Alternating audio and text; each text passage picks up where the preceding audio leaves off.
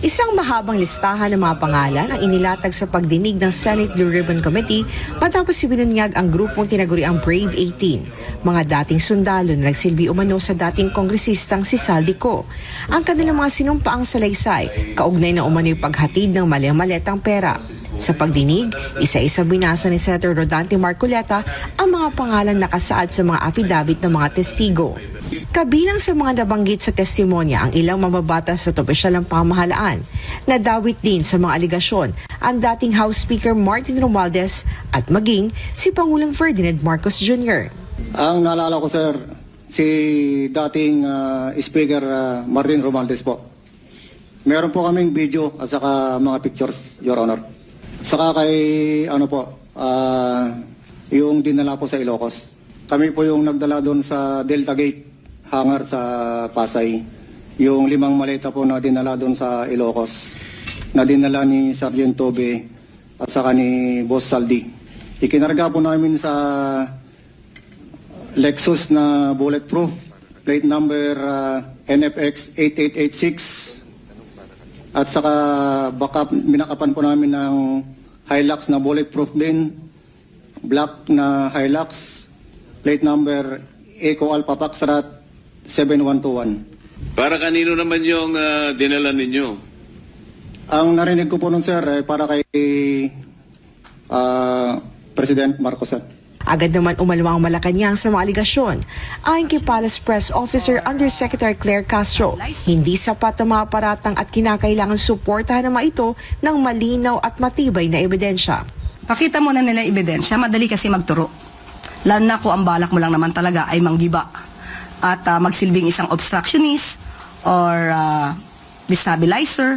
So dapat patunayan nila, bigyan nila tayo ng dokumento at hindi yung salita lamang. Binigyang diin pa ng palasyo na madali ang magturo, ngunit obligasyon ng sino mang nag-aakusa na patunayan ang kanilang mga sinasabi sa pamamagitan ng dokumento at iba pang ebidensya. Samantala, kanya-kanya ring itinanggi ng ilang personalidad na nadawit sa mga aligasyon ang umano'y pagtanggap ng maletang pera. I vehemently deny that meron po akong natanggap na maaari ko siyang bigyan o maaari niya ako bigyan ng pera. Umalis na si Atty. Rondain. Nauna nang umalis ka. Kausap ko siya noong isang araw. Pakiusap ko sa kanya, kumuha ka lang ng isang note kay Saldi kung makausap mo siya na wala si Saldi kaya dalang malita sa akin. Yun lang po, hindi ko sinasabi na hindi totoo yung mga sinasabi ng mga Marines, no? Ang akin lang na ako, wala akong tinanggap personally for me. Dahil, modesty aside, ganito lang po ang buhay ko, hindi naman ako naghahangad ng malitang pera. Ganun lang po. Sa inilabas at pahayag, tinawag naman ni Lanao del Sur Representative Zia Alonto Adyong na isang political theater ang naturang expose at iginit na isa lamang itong pagtatangkang lumikha ng ingay sa politika. Maging si ML Party List Representative Leila de Lima ay mariing pinabuluanan ang aligasyon at sinasabing katang-isip lamang ang pagkakadawit niya sa umano'y operasyon ng paghatid ng pera sa mga opisyal ng gobyerno.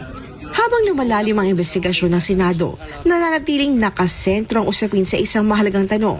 May maihaharap pang matibay na ebidensya ang mga nag-aakusa upang patunayan ang kanilang mga mabibigat na aligasyon. Sa ngayon, mariitinanggi ng mga nadawit ang mga paratang habang hinihintay ang susunod na yugto ng pagdinig. Isang mahabang listahan ng mga pangalan ang inilatag sa pagdinig ng Senate Blue Ribbon Committee matapos ibinunyag ang grupong tinaguriang Brave 18, mga dating sundalo na nagsilbi umano sa dating kongresistang si Saldico. Ang kanilang mga sinumpaang salaysay, kaugnay na umano'y paghatid ng maletang pera. Sa pagdinig, isa-isa binasa ni Senator Rodante Marcoleta ang mga pangalan nakasaad sa mga affidavit ng mga testigo. Kabilang sa mga nabanggit sa testimonya ang ilang mababatas at opisyal ng pamahalaan. Nadawit din sa mga aligasyon ang dating House Speaker Martin Romualdez at maging si Pangulong Ferdinand Marcos Jr. Ang naalala ko, sir, si dating Speaker Martin Romualdez po. Meron po kaming video at saka mga pictures, Your Honor. Saka kay yung dinala po sa Ilocos. Kami po yung nagdala doon sa Delta Gate hangar sa Pasay. Yung 5 maleta po na dinala doon sa Ilocos, na dinala ni Sergeant Tobe at saka ni Boss Saldi. Ikinarga po namin sa Lexus na bulletproof, plate number NFX 8886. At saka backup, binakapan po namin ng Hilux na bulletproof din, black na Hilux, plate number Eco Alpha Foxtrot 7121. Para kanino naman yung dinala ninyo? Ang narinig ko po nun, sir, ay para kay President Marcos. Agad naman umalawang Malacanang sa mga aligasyon. Ayon kay Palace Press Officer Undersecretary Claire Castro, hindi sapat ang mga paratang at kinakailangan suportahan ng mga ito ng malinaw at matibay na ebidensya. Pakita mo na nila yung ebidensya, madali kasi magturo. Lalo na kung ang balak mo lang naman talaga ay manggiba at magsilbing isang obstructionist or destabilizer. So dapat patunayan nila, bigyan nila tayo ng dokumento at hindi yung salita lamang. Binigyang diin pa ng palasyo na madali ang magturo, ngunit obligasyon ng sino mang nag-aakusa na patunayan ang kanilang mga sinasabi sa pamamagitan ng dokumento at iba pang ebidensya. Samantala, kanya-kanya ring itinanggi ng ilang personalidad na nadawit sa mga aligasyon ang umanyo'y pagtanggap ng mali-maletang pera. I vehemently deny that na meron po akong natanggap na maaari ko siyang bigyan o maaari niya ako bigyan ng pera. Umalis na si Atty. Rondain. Nauna nang umalis. Kausap ko siya noong isang araw.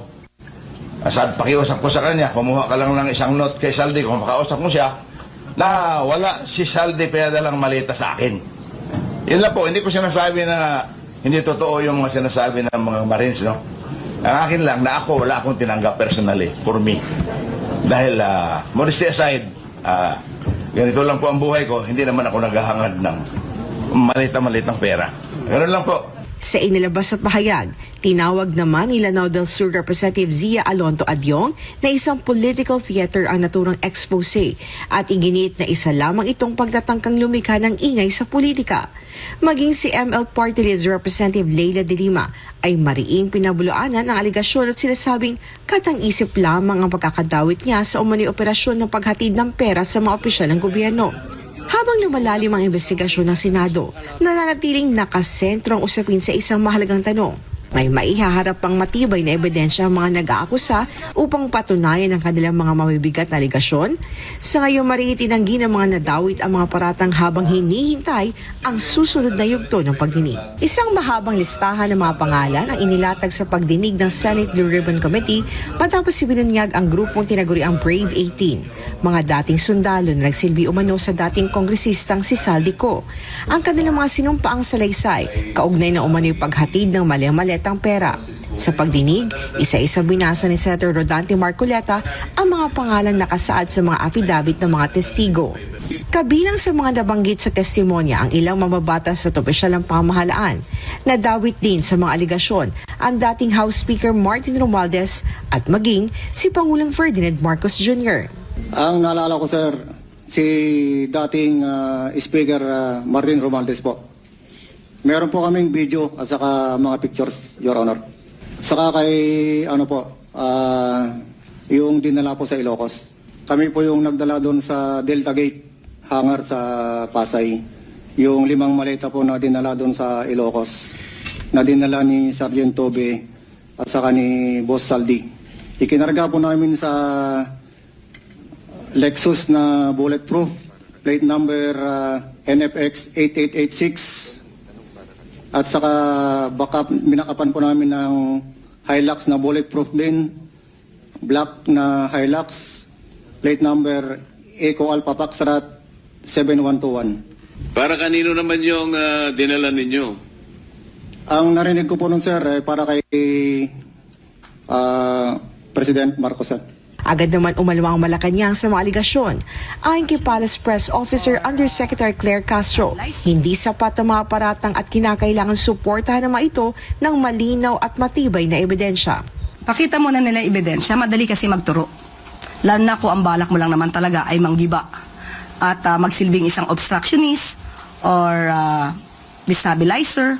So dapat patunayan nila, bigyan nila tayo ng dokumento at hindi yung salita lamang. Binigyang diin pa ng palasyo na madali ang magturo, Ngunit obligasyon ng sinumang nag-aakusa na patunayan ang kanilang mga sinasabi sa pamamagitan ng dokumento at iba pang ebidensya. Samantala, kanya-kanya ring itinanggi ng ilang personalidad na nadawit sa mga aligasyon ang umanyo'y pagtanggap ng mali-maletang pera. I vehemently deny that na meron po ako natanggap na maaari ko siyang bigyan o maaari niya ako bigyan ng pera. Umalis na si Atty. Rondain. Nauna nang umalis. Kausap ko siya noong isang araw. Pakiusap ko sa kanya, kumuha ka lang ng isang note kay Saldi. Kung makausap mo siya, na wala si Saldi pinadalang malita sa akin. Yun lang po, hindi ko sinasabi na hindi totoo yung mga sinasabi ng mga Marines, no? Ang akin lang na ako, wala akong tinanggap personally for me. Dahil, modesty aside, ganito lang po ang buhay ko, hindi naman ako naghahangad ng malita-malitang pera. Ganun lang po. Sa inilabas na pahayag, tinawag naman ni Lanao del Sur Representative Zia Alonto Adyong na isang political theater ang naturang expose at iginit na isa lamang itong pagtatangkang lumikha ng ingay sa politika. Maging si ML Party List Representative Leila de Lima ay mariing pinabuluanan ang aligasyon at sinasabing katang-isip lamang ang pagkakadawit niya sa umano'y operasyon ng paghatid ng pera sa mga opisyal ng gobyerno. Habang lumalalim ang investigasyon ng Senado, nananatiling nakasentro ang usapin sa isang mahalagang tanong. May maihaharap pang matibay na ebidensya ang mga nag-aakusa upang patunayan ang kanilang mga mabibigat na aligasyon. Sa ngayon, maring itinanggi ng mga nadawit ang mga paratang habang hinihintay ang susunod na yugto ng pagdinig.